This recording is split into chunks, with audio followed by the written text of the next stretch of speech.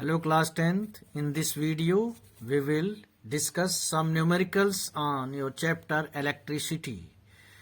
Electricity में 6-7 फार्मूले हैं जिनके ऊपर न्यूमेरिकल्स बन सकते हैं. तो let us start from the first question. How many electrons are present in 4.8 coulomb of charge? 4.8 coulomb of charge दिया है तो इसमें कितने इलेक्ट्रॉन्स होंगे.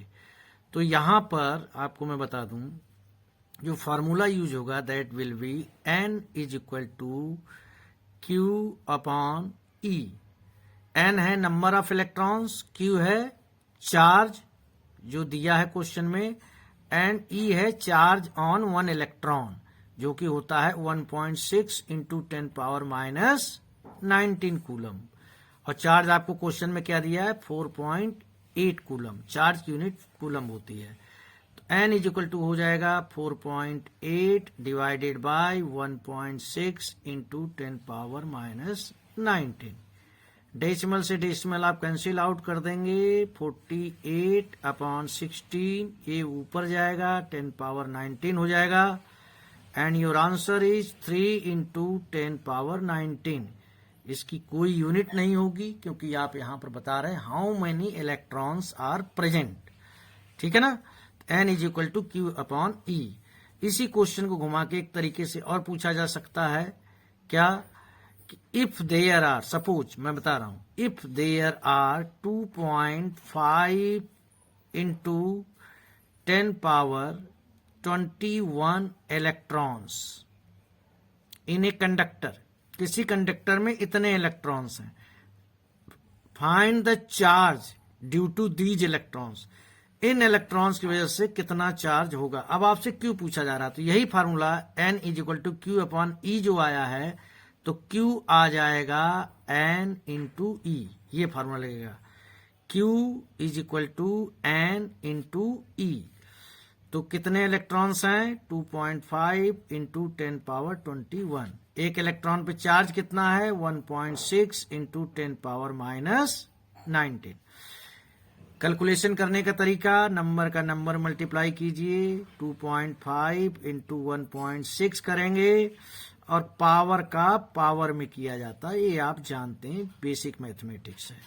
तो इसका ऐसे मल्टीप्लाई करेंगे तो आ जाएगा 4.00 इंटू, यहाँ मल्टीप्लाई में पावर प्लस होते हैं 21 प्लस माइनस 19 प्लस माइनस 19 होगा तो 21 माइनस 19 हो जाएगा, आ जाएगा 10 power 2. And this is equal to 400 coulomb. यहां पर आपको यूनिट लिखनी पड़ेगी कि अगर इतने इलेक्ट्रॉन्स किसी कंडक्टर में हैं तो उसकी वजह से कितना चार्ज बन सकता है 400 कूलम. ठीक है, कैपिटल सी से डिनोट किया जाता है कूलम को. नेक्स्ट क्वेश्चन आपका जो फार्मूला है आपका, that is the relationship between charge, current and time. अगर क्यू चार्ज फ्लो करता है किसी सर्किट में टी टाइम के लिए तो what will be the intensity of current produced. तो यहां पर आता है करंट आई से डिनोट करते हैं is equal to Q upon T होता है. आई करंट जिसको मैं कह रहा हूं इसकी एसआई यूनिट एम्पियर होता है. आपकी एनसीईआरटी बुक में देख लेना, 1 मिली एम्पियर में 10 पावर माइनस 3 एम्पियर होता है एंड 1 माइक्रो एम्पियर में 10 पावर माइनस 6 एम्पियर. तो यही क्वेश्चन क्या हो जाएगा, I is equal to Q upon T. तो क्वेश्चन कैसे पूछा जाता है कि मैं लिख रहा हूं question, 4.5 coulomb of charge flows for 1.5 minute. मतलब इतना चार्ज फ्लो करता है कितने मिनट के लिए 1.5.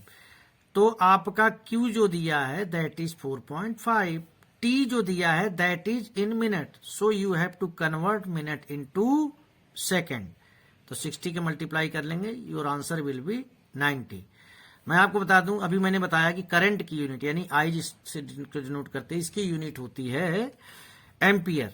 लेकिन इस फॉर्मूले के अकॉर्डिंग अगर आपसे पूछी जाएंगे क्या यूनिट होगी तो देखिए इसकी होती कूलम अपॉन सेकेंड. तो हो जाएगा कूलम पर सेकेंड. तो इस बात का भी आप ध्यान रखिए, एसआई यूनिट तो एम्पियर होती but according to this formula the unit of current will be coulomb per second. So आपको आई कैलकुलेट करना है तो इस फार्मूले को आपको अप्लाई करना पड़ेगा। यहां पर देखिए आपसे बहुत गलती होती है, मैंने अक्सर बच्चों को देखा है कैलकुलेशन मिस्टेक करते हुए, तो आप बिल्कुल परेशान ना हो। 90 दिया है, इसका जीरो जब हटाएंगे तो ऊपर हो जाएगा 0.45 अपॉन 9। देखिए गलती यहां पर होती है, इस 90 के जब जीरो हटाया यानी इसको 10 से डिवाइड किया तो ये आया। अब आप कुछ मत कीजिए, बस 9 से 45 को डिवाइड कीजिए, 9 5 जा 45। अब यहां बताओ डेसिमल के बाद कितने डिजिट हैं, 2 हैं, आप भी डेसिमल 2 डिजिट के बाद ही लगाएंगे, तो आपका आंसर हो जाएगा 0.05 एम्पियर, क्योंकि करंट की यूनिट एम्पियर होती है। तो यहां पर जल्दीबाजी में बच्चे 0.5 एम्पियर लिख देते हैं, विच इज एब्सोल्युटली रॉन्ग, बिल्कुल गलत माना जाएगा आपको, because you are dividing 0.45 by 9।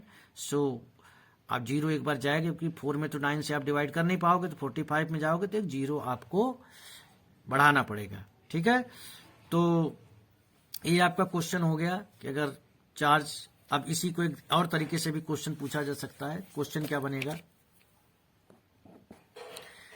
एक current of 8.5 milli ampere flows for 40 seconds, find the charge. Charge आपको पता करना है बेटा, आपको आई क्या दिया है 8.5 मिली एम्पियर, तो मैं आपको जैसे बता चुका हूं, first of all you have to convert milli ampere into ampere.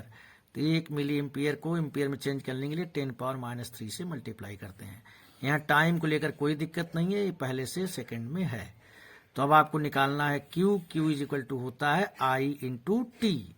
आई की वैल्यू है 8.5 इंटू 10⁻³ और टाइम है 40।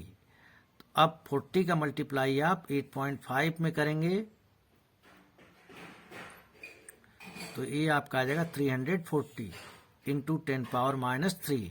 जब इस 10⁻³ का यूज करेंगे तो ये हो जाएगा 0.34। कैसे हो गया, कूलम भाई 10⁻³ यानी डेसिमल 3 बार लेफ्ट में जाएगा, तो 1 2 3, ये हो गया 0.34 कूलम। तो दो फार्मूले आपने पढ़ लिए, N is equal to Q upon E, दूसरा फार्मूला आपने पढ़ लिया I is equal to Q upon T या Q is equal to IT।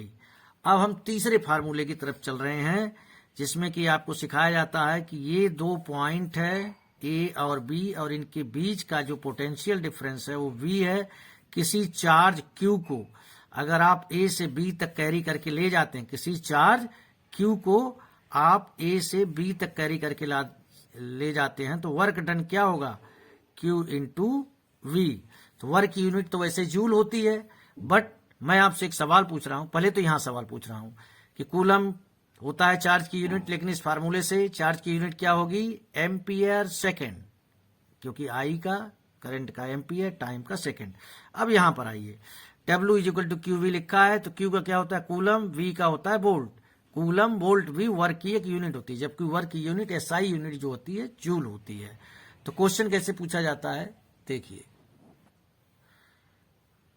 charge of 8 coulomb is carried between 2 points having potential difference 220 volt। यानी 8 coulomb का charge carry किया जाता है इन दो पॉइंट्स के बीच में, जिनका पोटेंशियल डिफरेंस 220 है। वर्क डन निकालना है, डायरेक्ट फार्मूला लगाइए और आपका आंसर बाहर आ जाएगा, 8 into 220 and your answer is 760 joules. ये आपका आंसर हो गया।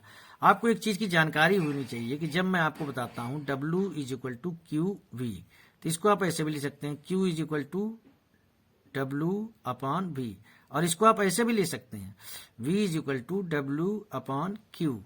मैं क्या कहना चाह रहा हूं, अगर आपको चार्ज और पोटेंशियल डिफरेंस दिया है तो वर्क डन के लिए फार्मूला लगाएंगे, अगर आपको वर्क डन और पोटेंशियल डिफरेंस दिए तो चार्ज के लिए ये फार्मूला लगा देंगे, और आपको वर्क डन और चार्ज दिया पोटेंशियल डिफरेंस निकालना है तो आप ये फार्मूला निकाल लेंगे, लगा देंगे अकॉर्डिंग टू नीड, जिसकी आवश्यकता है उस फार्मूले को हम अप्लाई कर देंगे। तो जब मैं आपको बताता हूं कि W is equal to QV होता है, जैसे कि हाँ मैंने बताया है कि Q is equal to IT होता है, तो आपको तुरंत समझ में आना चाहिए कि I is equal to Q upon T होगा और T is equal to Q upon I। ये बेसिक चीजें हैं, इसका नॉलेज आपके पास रहना चाहिए। अब अगला न्यूमेरिकल जो आता है वो आपके ओम्स लॉ के ऊपर आता है, V is equal to IR। V potential difference है, I करंट है and R is the resistance. Resistance आप जानते हैं, इलेक्ट्रिसिटी चैप्टर मैंने पूरी तरह बताया हुआ है रेजिस्टेंस क्या होता है, which opposes the flow of current, और इसकी यूनिट होती है ओम, और इसको ओमेगा से डिनोट किया जाता है। यहां से भी मैं आपको बताऊं कि वैसे पोटेंशियल डिफरेंस की वोल्ट होती है यूनिट, इस फार्मूले से क्या हो जाएगी, एम्पियर ओम, एम्पियर ओम, जो कि I इंटू आर लिखा है यहाँ पर। तो ये ओम्स लॉ के ऊपर बहुत इजी क्वेश्चंस पूछे जाते हैं। V is equal to I R, तो यहीं से फार्मूला बन के आ जाता है I is equal to V upon R, और यहीं से फार्मूला बन के आता है R is equal to V upon I. तो जो दो चीजें दी होंगी उसको आप यूज करेंगे और तीसरी चीज ऑटोमेटिकली निकल के आ जाएगी।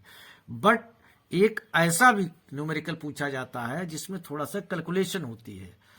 वो क्वेश्चन क्या है, वो चीज फार्मूला आता कैसे है कि आपको बताया गया है कि resistance of a conductor is directly proportional to its length and inversely proportional to area of cross section बताया गया है।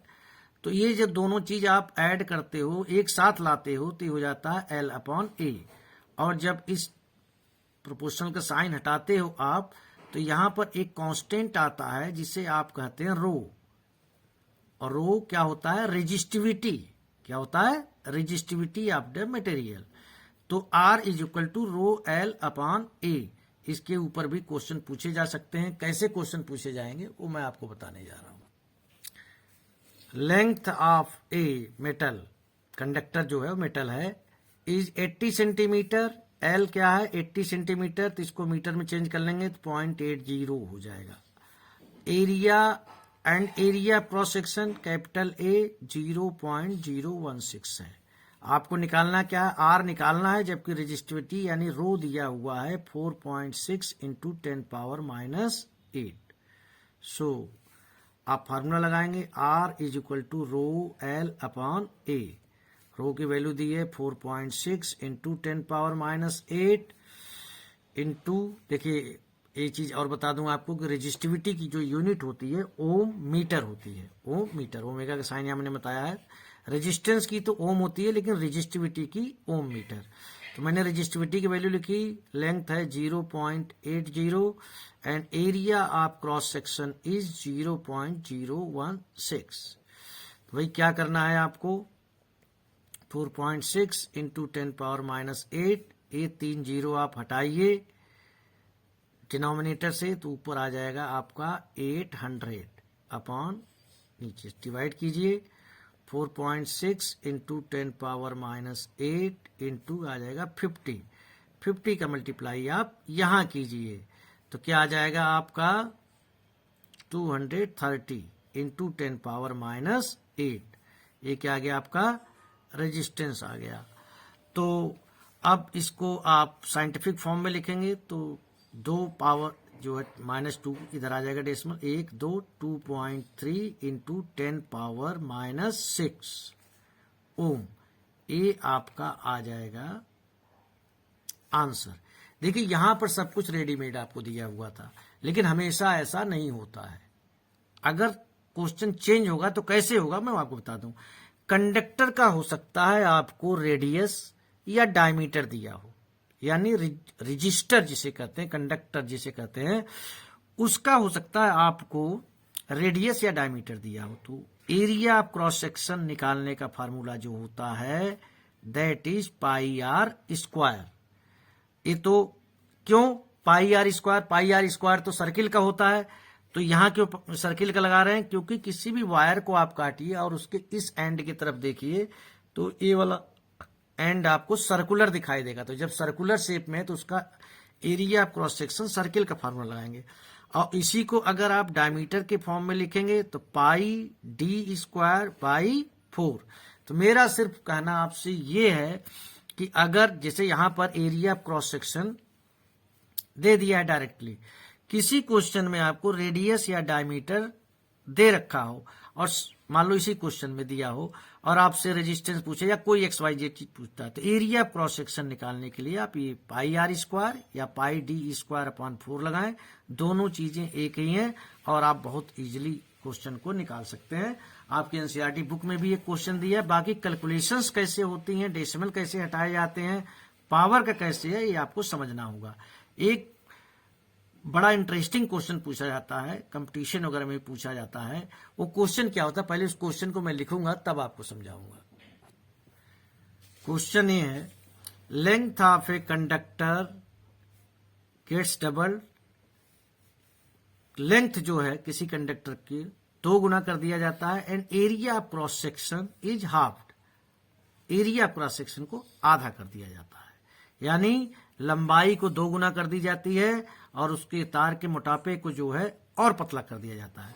What will happen to its resistance. तो रेजिस्टेंस का जो ओरिजिनल फार्मूला आप जानते हो वो ये है, इसे आप मान लो इक्वेशन फर्स्ट, ये आप जानते हो। अब नई कंडीशन के अकॉर्डिंग आर डैश जो आएगा उसमें क्या होगा, एल की जगह आप लिखेंगे 2L, और एरिया आप क्रॉस सेक्शन की जगह क्या लिखेंगे, आधा कर दिया गया है तो A/2। तो ये अपॉन के नीचे अपॉन है, A2 ऊपर चला जाएगा और इस 2 से मल्टीप्लाई होके हो जाएगा 4 रो L अपॉन A।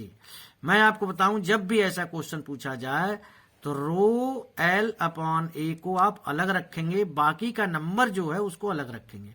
ऐसा मैं आपसे क्यों कह रहा हूं, क्योंकि तभी आप बता पाएंगे कि जो नया रेजिस्टेंस होगा, रो L अपॉन A की वैल्यू क्या है, A है, मतलब R है, R is equal to rho L upon A है ना।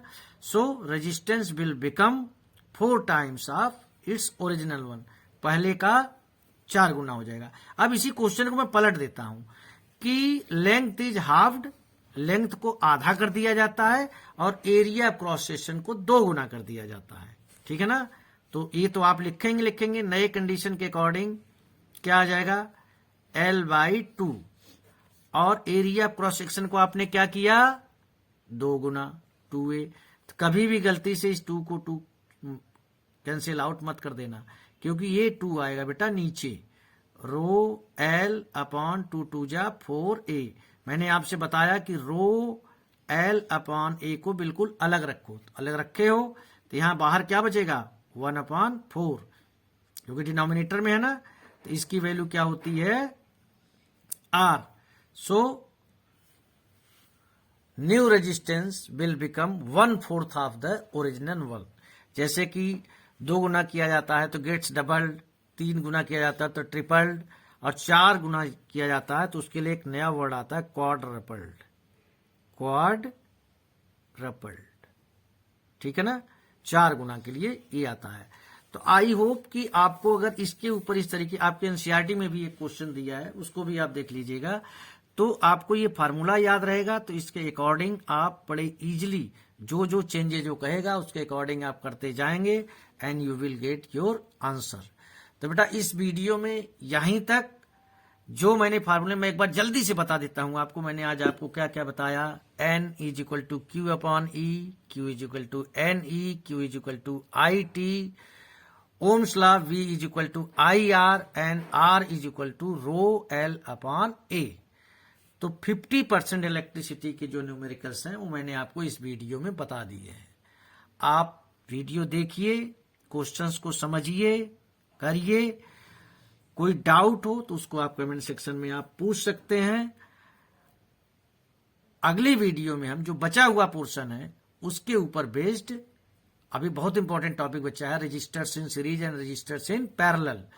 और भी जो कुछ आप इलेक्ट्रिसिटी में आपको नहीं समझ में आ रहा है आप कमेंट सेक्शन में लिखिए, हम उसका वीडियो बनाकर अपलोड करेंगे और आप अपनी तैयारी अच्छी तरह से कर सकते हैं।